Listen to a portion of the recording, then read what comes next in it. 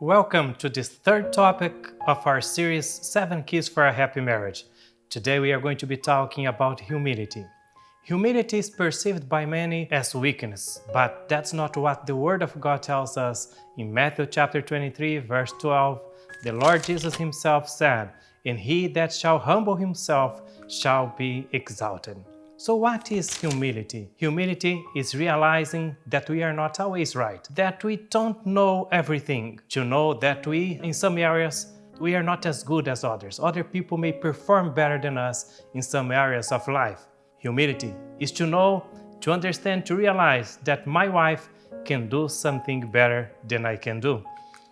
In marriage, most of the times, we want to be right to impress the person we love.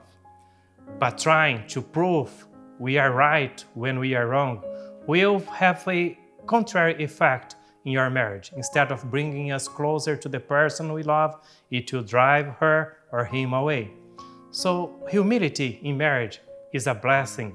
It makes a big difference in your life, in your marriage, and in the life of the person you love. Being humble helps you to accept the fact that you are just a human being, that you make mistakes, and it's okay to say, "I'm sorry, forgive me, I need help, I need you." Humility tells you that you don't need to despair when you make a mistake. Neither try to blame someone else for your failures.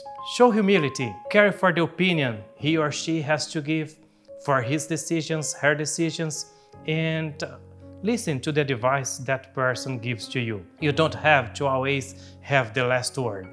In some small things, it's okay to let the person you love to make some mistakes and to learn from his or her own. You don't have to be always teaching him or her how to do things. Avoid as much as possible the phrase that is so common in marriage life, when one comes to the other and say, "That's not the right way to do it, let me do it instead," or, "let me teach you how to do it."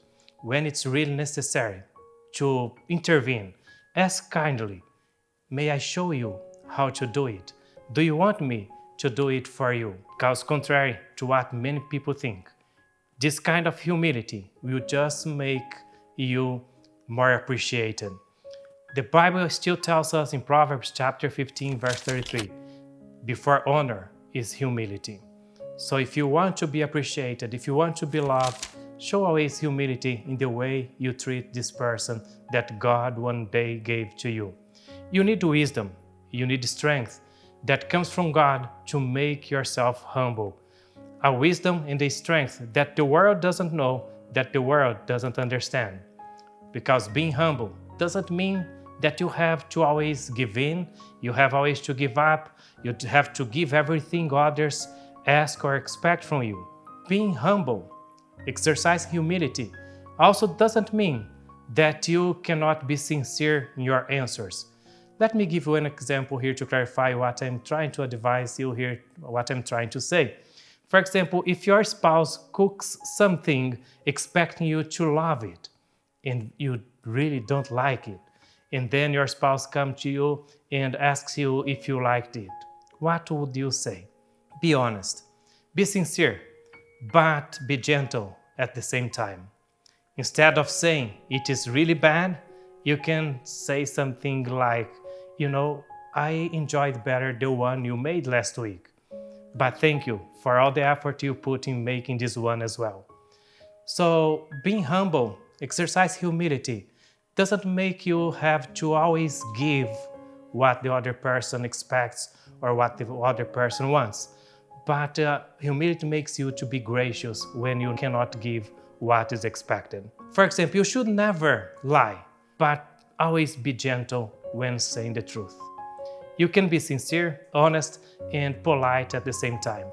That's the work of humility. Humility prepares you to offer the best you can, even when you have to be honest and disagree. It allows you to disagree without being rude. Humility will strengthen your marriage.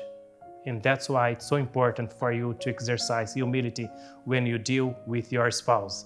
It will strengthen your marriage and make you more lovable.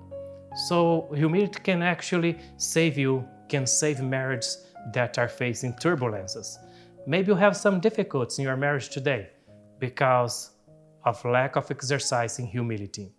Philippians chapter 2, verse 3, the word of God tells us, but in lowliness of mind, let each other esteem the other better than themselves. Maybe that's what is missing in your marriage, that you two may consider one another better than yourself. Most of the heated discussions inside of marriage are caused by small things, things that are so small that don't matter. But both the husband and wife, sometimes they want to make their point, they want to be right, they want to prove that the other is wrong. So next time, when you find yourself arguing with your spouse, stop for a few seconds and ask yourself, is it really worth this discussion?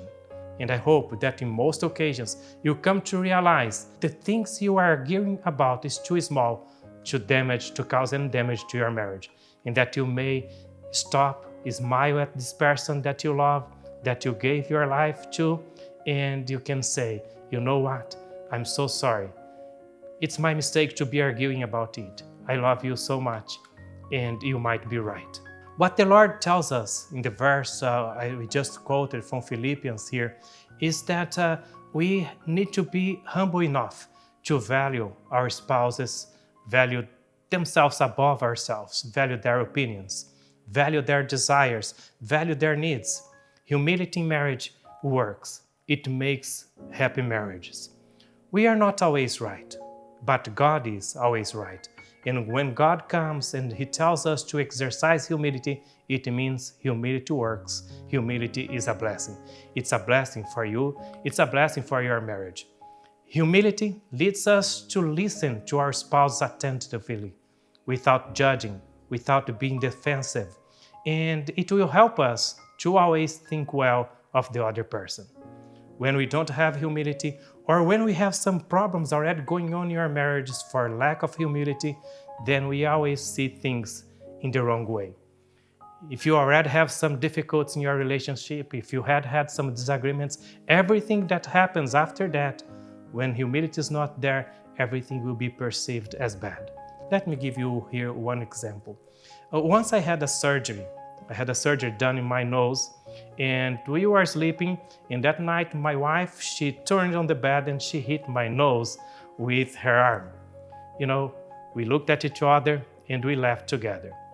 But if we were having some problems, how you think I would react? I would just think, you never do things right, you are always trying to hurt me, and in the worst scenario, I could look at her and say, are you trying to kill me? Some heated arguments could have raised from that. But when humility is there, when we are getting along together, we are able to smile, to laugh, and we are there to encourage and help each other. So God wants you to have this humility that will lead you to treat each other with compassion.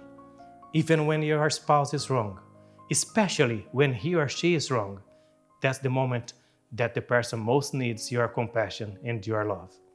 Humility sometimes not to say what you want to say in the moments and in the way you want to say it. Humility sometimes is just to be silent and wait until that heated moment goes away so you two can talk things over and show love and interest for one another. There are those moments when you know deep inside of your heart that if you say something, it's going just to make you two more upset. So humility is to be quiet, to be silent in these moments when saying something will just heat up the situation. When you think that the other person is wrong, stop and consider for a moment also if there is at least 1% chance of the other person being right. And wait. Sometimes, in some circumstances, time can be the solution for many things. You love your husband, and he loves you. But you two are different people, and you two need wisdom and humility to deal and appreciate these differences that you two have. The Bible tells us to submit one to another. That means to realize that sometimes we are wrong and the other person is right. How many times it has happened that I thought I was right, I had the right opinion, just to later find out I was wrong. And how good it was to be able to look back and see that though I was sure I was right, I was sure I had the right opinion, I didn't insist proving that I was right. I pray that you may always show humility, especially in your marriage life, showing care and interest for your spouse's dreams and needs, always considering him, her, above yourself. Allow humility to help you keep the tender tones in your voice that you had during the days you two were dating.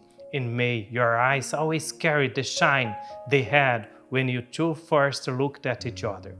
And may God, in His grace and mercy, give you two all the happiness your hearts can hold. God bless you and give you a happy marriage.